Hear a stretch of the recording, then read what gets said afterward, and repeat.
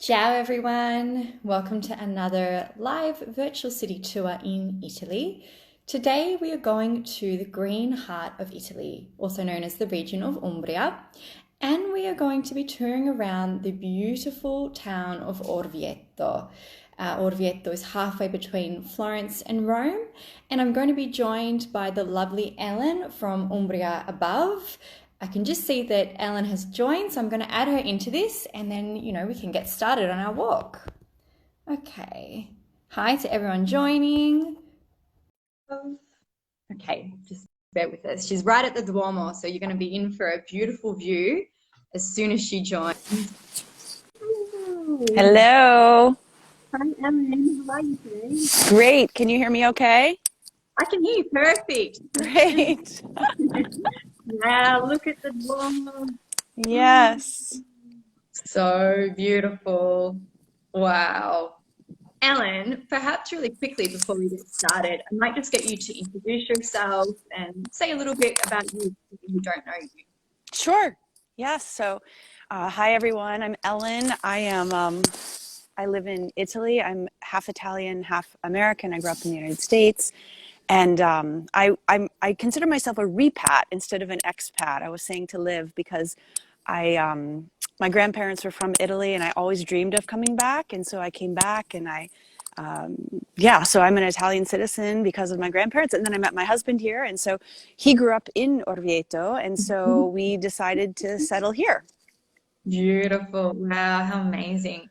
And so you live in Orvieto, that's right. Yes, we actually live about a 3-minute walk down that street. So we're Wow. very close to the Duomo. It was very easy to come over, and this is just a jewel. As you can see, I truly believe it's the most beautiful church facade, at least in Italy. There are certainly larger churches and more complex architectures, but the facade, I mean, it's mosaics, it's gold, everything that looks like a biblical scene, which is a biblical scene. It's not painted. It is actually tiny little mosaics that are colored and gold, and in the sunset it just glows. It's incredible. You have to come see it. And what is it like on the inside as well? Is it just spectacular? On the inside, it's a bit simpler. The nave is a bit simpler, but I will say that before Michelangelo came to paint the Sistine Chapel, he came to study one of the chapels inside of the Duomo called San Brizio, because Wow. it's so stunning and intricate, the paintings on the walls of that chapel. So when you go in the front door, you go all the way up to the altar, and it's the chapel on the right that Michelangelo studied to prepare himself for painting the Sistine Chapel. So incredibly important cathedral in Italy. Okay, so we all need to come to Orvieto, obviously, but absolutely visit the Duomo. Yes. 100%. Oh, stunning. Wow. Yes. And is it free to enter the Duomo, just while we're chatting about the Duomo? You know, it's changed a couple times during the pandemic. I think it might be €3 to enter, and you buy your ticket from a little ticket stand at the end of this piazza. Yeah. And then you can go in. But it has occasionally been free, so we'd have to check before you come or when you Yeah. get here. Amazing. Wow. Well, I mean, I think that we can probably get started walking around and Okay, seeing a little bit of Orvieto. great. I will mention as we're walking, if you see that palazzo Yes. next to the Duomo, that is one of the papal palazzos. So that means that a pope actually lived there. Orvieto is one of the very few cities in the world that has papal residences. So Orvieto, of course Rome, of course Castel Gandolfo, Yes. Viterbo, Perugia had a papal residence, and Avignon in France, but very, very few papal palazzos. So that's it's kind of fallen out of view there, but that's another great reason to come to Orvieto, because there's an amazing Etruscan museum inside the what was the papal museum, the papal palace. Wow, amazing. So you can visit that and do tours in there as well. You can, yeah. It's what you're seeing are the mostly the Etruscan relics, because one of the other really special things about Orvieto is that anywhere in Europe you can find Roman ruins. Anywhere, France, England, you can find Roman ruins, right? But only in this part of central Italy can you find Etruscan ruins. So these are the peoples who ruled central Italy and much of Italy prior to the Romans. Right. So there's a lot of Etruscan relics. There's also a great Etruscan museum, of course, the Villa Giulia in Rome, but Yeah. a lot of them came from this area. Yeah, yeah, wow, amazing. Well, maybe while you're walking, we can chat a bit about like what is it like living in Orvieto? Why do you love it? Why should people visit besides seeing this beautiful Duomo? Experiencing some history and seeing Etruscan relics. I mean, there's a lot of reasons already. Yes, yes. Well, I love it because it feels really very genuine. It hasn't been destroyed by tourism. We certainly do have tourists. They're usually day tourists who come on their way between Rome and Florence. Yeah. But in the evening, in the Piazza del Duomo, you really feel that you're with all the Italians who live there. You're not surrounded by tourists. So I really love that. It just still has a very authentic feel. The food, of course, is amazing. Yeah. Central Italian. We are Umbria, but we are really traditionally much more similar to Tuscany and Lazio. This area Right. is called La Tuscia, which Uh-huh. is that corner, which was really Etruria, which was as I mentioned, the Etruscans. So the Umbrians were on the other side of the Tiber River. And I'm just going to turn around to show Mm. you point number two as we finish talking about that. Mm. So I have the Tori Del Moro behind me, which was a medieval tower built about 1200. But anyway, this area is very similar. The food is very much more Tuscan than it is Umbrian because the people here were never really Umbrian. They were yeah, Mm. Wow. Okay, that's really yeah, interesting to understand too. And I guess as well, like when you look at Orvieto on the map, I mean, it is a bit of a distance from a lot of the other regions, places in Umbria, like Perugia, quite a distance absolutely. everywhere in Absolutely. Umbria. Yeah. All of the classical Umbrian cities like Mm. Assisi, Spoleto, Mm. Spello, Yes. Vivagna, Montefalco, all of these places are classically Umbrian, whereas Orvieto was really, if you look at the history, was always on the border of the Mm. Papal States and Umbria, or never part of an Umbria. So Umbria is a very recent thing for Orvieto. Yeah, interesting. And yeah, I guess it reflects in maybe the architecture as well, the food, some of the customs. Wow, look at Yes. Yes. So here's the Torre del Moro, and I'm just pointing it out because you can enter this. You can go to the top. You have a fabulous view over the countryside. It's also positioned at the crossroads of two very important streets in mm-hmm. In Orvieto. One is the one I was walking, the Via del Duomo, that takes you to the Duomo. Yes. The other is the Corso, which has most of the important shops and everything. So it's really at the crossroads, and you can go up and check it out and check out the gorgeous view from. Oh, it would be amazing. And what do you look out over? I guess maybe to explain to people if they haven't been to Orvieto or Umbria, it's like a lot of hilltop towns, right? You Yes, get to it's a hilltop. You could think of it as a hilltop town. Another unusual thing about Orvieto is that it's this volcanic plug that rose up, I don't know, probably millions of years ago. And so when you approach it from down below, you see these huge cliffs of tufa rock up above you. And wow, so it's very striking when you arrive to Orvieto. incredible. Hey, Ellen, do you think maybe we could turn the camera around just so we Yes. can see the street a little bit? Sorry, I didn't realize I could do that. That's perfect. Great. Here we go. Okay. Yeah, amazing. Yeah, look how beautiful it is. Someone's saying, Jen is saying, I didn't know that about Orvieto. So cool. It is really cool. Yeah, it's just fascinating, all these things. I mean, there's so many beautiful places in Italy, and they each have their own unique history and so many stories. And we can show you Yes. since moving here.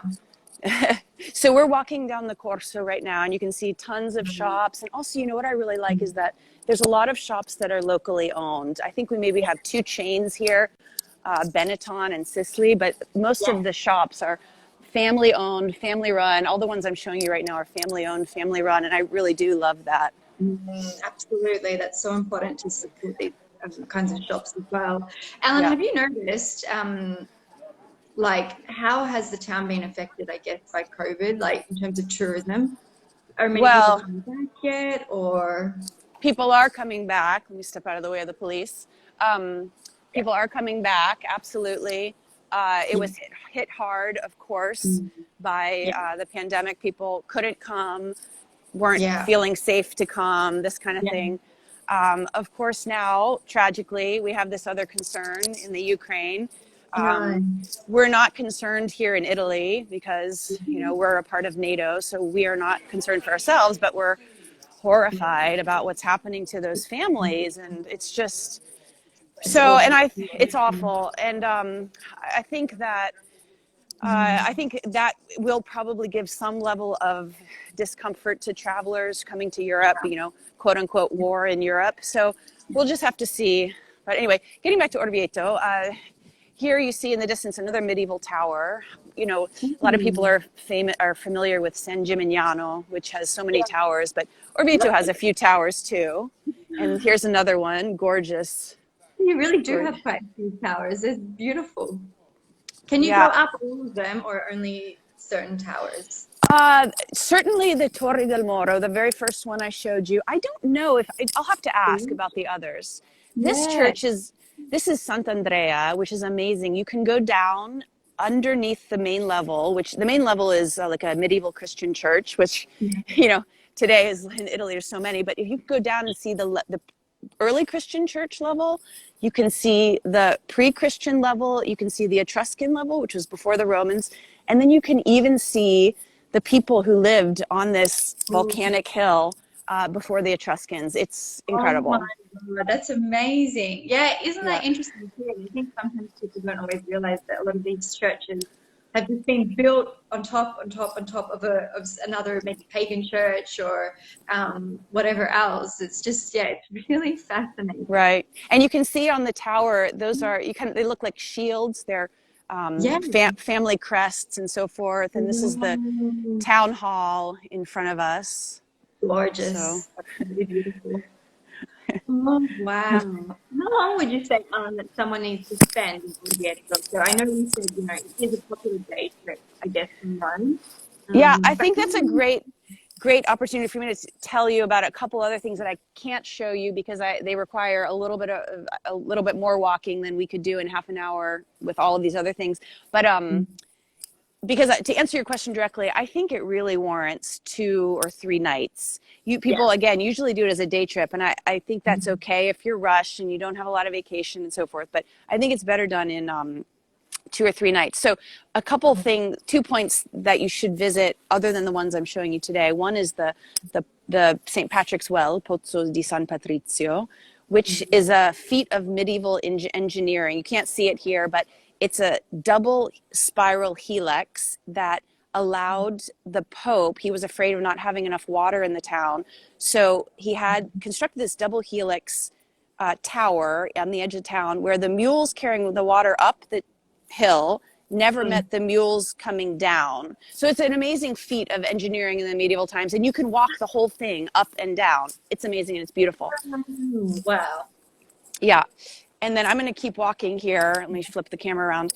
The other thing that you can see is the Orvieto Underground, which is it's amazing. It's a guided tour. There are about 4 that leave per day. I'm just going to turn around here to see the view from here. And I'm sorry it's a gray day. Gosh, we've had beautiful days, and then today it turned gray. But we're just happy we have... We're still in winter, technically. Yes, this is winter in Italy. But it's cozy, and, you know, there's good things about it. Fire in the fireplace and stuff like that. Beautiful. Nice glass of wine. Exactly. We should talk about wine, too. But anyway, Orvieto Underground, it's a guided tour that takes you under the city into all of these tunnels and caves where the Etruscans lived, but stored wine and oil and things. And then the medieval people used as well in the Middle Ages, so... Incredible. That is amazing. And how long is a cute little shop. Yeah, gorgeous. Could you do it in an hour or so? Yeah, it's about an hour. Yeah, it doesn't take a lot of time. So when you think about all the things there are to do just in the city alone, getting back to your question about how long should people come for, you know, with the Duomo and the 2 Etruscan museums and the Tori Del Moro and, you know, the other church I mentioned where you can go down below and the Orvieto Underground and the Pozzo di San Patrizio, I mean, to do all of that in one day as a day trip would be really, really difficult. So Yeah, I think, much. at least 2 or 3 nights, because then you have the countryside too, which we're actually going to finish in about 5 minutes here with a view over the countryside, and wineries and cheese producers. And there's just so much to see and do. Yeah, absolutely. No, sorry, I just wanted to say we had a lovely comment from Fiona saying winter in Italy is looking a lot better than summer in Sydney right now. That is true. There's terrible floods, but loving this tour. Thank you, Fiona. Ellen is doing an incredible job. It's just so beautiful to see Orvieto. Here's a cross fork in the crossroads. This road goes down to one of the gates that leaves out of town. We're going to go slightly uphill to a church called San Giovannale, which is another medieval church dating from the year 1000. Mhm. If we Wow. can, if we can, we'll step inside, but we'll just have to see if there's a service going on. Yeah. Now, Ellen, while you're walking, I do want to ask you, because I'm all about the food, where should we eat in Orvieto? Yes, good question. So two of my favorite places, I'll just tell you the names and then we can talk about why. I also love showing the roofs. I think they're so pretty. So But anyway, beautiful. La Palomba, which means the dove, and the Trattoria dell'Orso, the Trattoria of the Bear. Traditional, typical food. So delicious, delicious things. Like our favorite thing to eat is umbricelli, which is a hand-rolled pasta without egg with a carbonara sauce and black truffle on top. So yeah, so those are my two top places. But it's hard to go wrong. But do a little research before you come. So Yeah, yeah. yeah. Wow, you've got the delicious food, and then, as you just briefly said before, you've got so much incredible wine in Umbria as well, and around Orvieto too. Yes. I'm sorry. Did you say wine? Yeah, wine. So much Yes. great wine that people might not Yes. realize as well if you're not from Italy. Yeah. Let me get around the corner because I'm hearing you a little less well.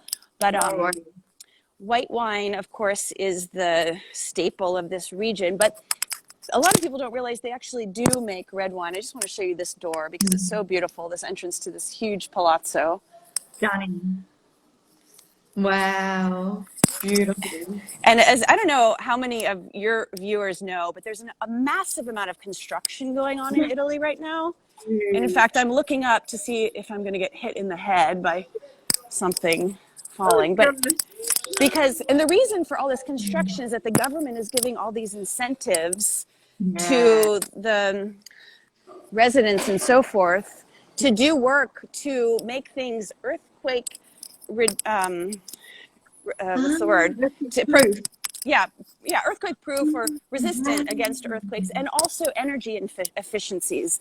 So a lot of people, like, they don't have to, like we're doing it on our palazzo, and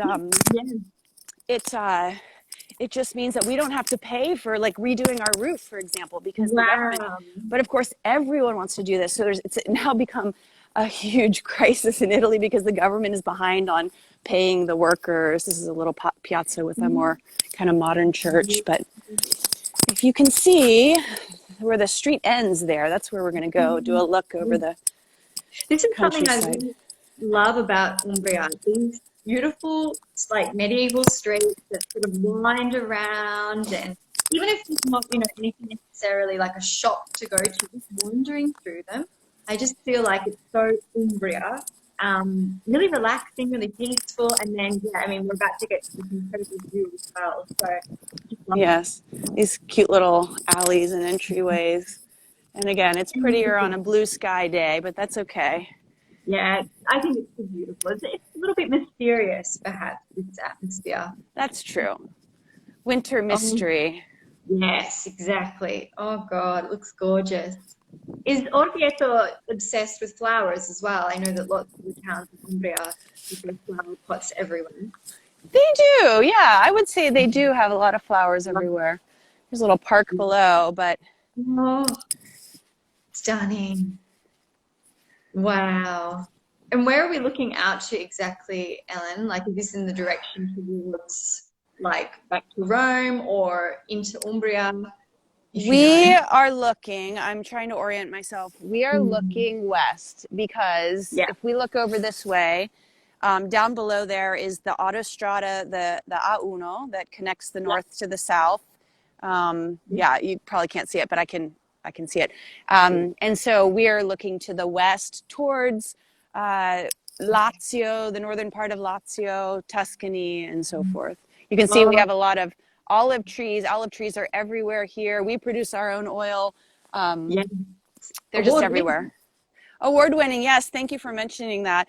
And Mm. I have my grandfather is from the Piemonte where you live, Yeah. and my cousins came and visited a couple years ago, and it was so interesting to me because I never really paid attention to the fact that there really aren't a lot of there isn't a lot of olive oil production in Piemonte. Like you can Oh, see them every now and then, but they were my Piemontese cousins were like fascinated about the olives and the olive oil and the production and the pressing of the olive. And it was really interesting. It was eye opening about not all of Italy is the same. no, absolutely not. Exactly. It's all about the butter here, but Yes, I love and the the language rice. of Umbria, yeah, and the rice. But these olive trees, they're just so Got the oh, we church, and, lost and you. I think that's. Everyone Oh, got you back.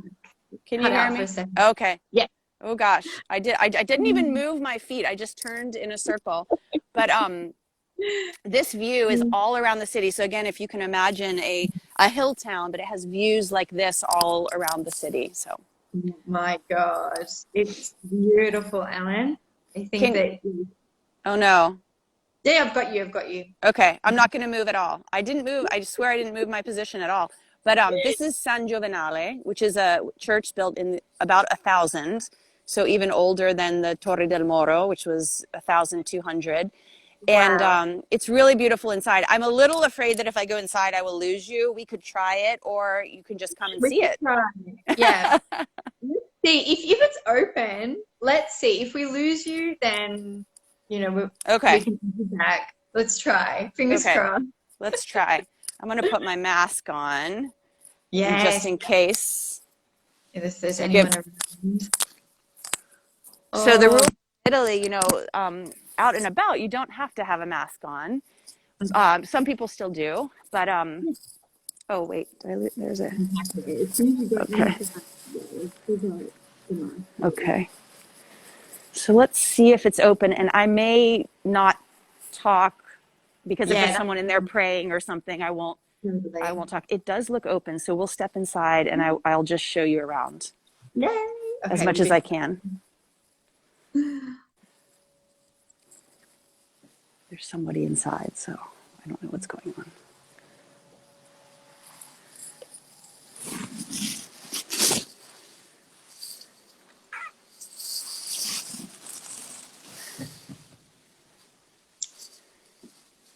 Beautiful.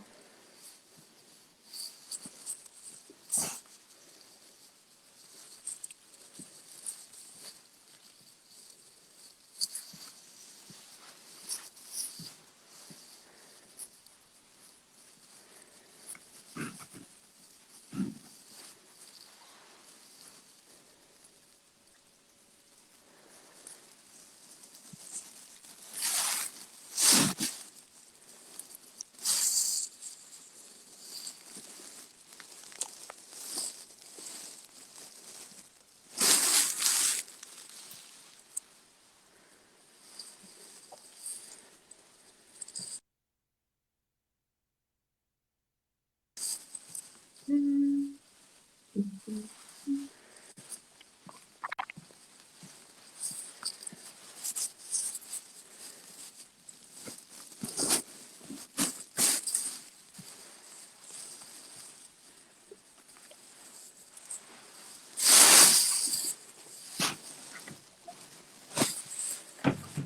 We did That it. was amazing. That was so, wow. I'm so glad that you showed us inside. It's the frescoes are incredible. Yeah, and I heard someone inside, but there was nobody like praying, and so, like Mm. sometimes people are funny about having, of course, being filmed. I wouldn't want to film anyone either, but so we were lucky. We were lucky. I heard someone, but maybe behind the altar setting something up. So Yeah, perfect, amazing. Well, everyone Yeah. I think is going to be so inspired to come and visit Orvieto. I wanted you to mention that you actually have like your palazzo that people can rent to if they want to come for a few days. Do you want to mention that at all? Sure, thank you. Yeah, so at Umbria Above we do three main things. We do upscale rentals. So we have a townhouse in a countryside village about 30 minutes from Orvieto that where we have actually have guests right now. And then here in the center of Orvieto in our palazzo, we're doing all of these renovations and we will have 3 apartments for rent by the end of the year. Oh, So wow. yeah, so that's coming. And then of course at Umbria Above we make our olive oil, which won prizes in Berlin and London. And we're working on books. So I'm writing a book. I'm taking a little pause while I work on the second edition of my mother-in-law's memoirs. Incredible. So I've heard a little bit, you speak a little bit about this book, but really briefly, for anyone who's interested, do you want to just summarize what the book is sort of about? Because it sounds, sure. Sure. So my mother-in-law was born, she's Tuscan. She was yep. born in Tuscany. And then fairly shortly after they went to Greece because her father was working in like for the Air Force, essentially. Yes. And this is in the 1930s. So they lived in Greece for several years. And she Mhm. describes what it was like in the lead up to World War II as a child, from a child's eyes. And Wow. then World War II breaks out and they're evacuated from Greece. They're repatriated to Italy. She describes all of this in the book. And she describes World War II from her eyes in central Italy between Tuscany and Emilia Romagna. And then at the end of the war, they go to Sardinia. And Wow. it's all, and so the bulk of it takes place from when she's about 6 until when she's about 19. Okay. And so really interesting and such an honor to be able to translate it and publish it in English for the first time. And she was just, she couldn't believe it. She's like, really? Like people outside of Italy can read this, my story? I didn't think anyone would be interested. And we're like, are you kidding? You survived so many things. Like, Wow, incredible. And if people were interested in getting that book, Ellen, how do they do that? yeah, so it's on all of the Amazon outlets, Amazon, the Australian Amazon, American Amazon, etc. If sometimes people write me and like if they like live in, I had someone in Australia who couldn't find it because they were looking on the American site. So just make sure you're looking on the country of where you live. But yeah, it's on Amazon. It's also on a whole bunch of other electronic outlets like Nook and I can't remember all of them. But yeah, if you can't find it, let me know and I'll help out. Perfect. Oh, it sounds Yeah. amazing. You're doing so many incredible things. So thank you for your time. I know you're a very busy woman. Thank So you. thank you. I'll save this and I'm going to upload it to my IGTV and YouTube so people can choose how they want to watch it. Great. Yeah, Thank amazing. you, Liv. We have to meet sometime. Next time we come to Torino, we have to meet for sure. Yeah, you come here or when I come to Umbria, Come. absolutely. Come anytime. We're here. Thank you. It's been a pleasure. Thanks everyone for watching. Have a lovely afternoon. Ciao. Bye-bye. Ciao, Ellen. Bye, everyone. Bye. Bye.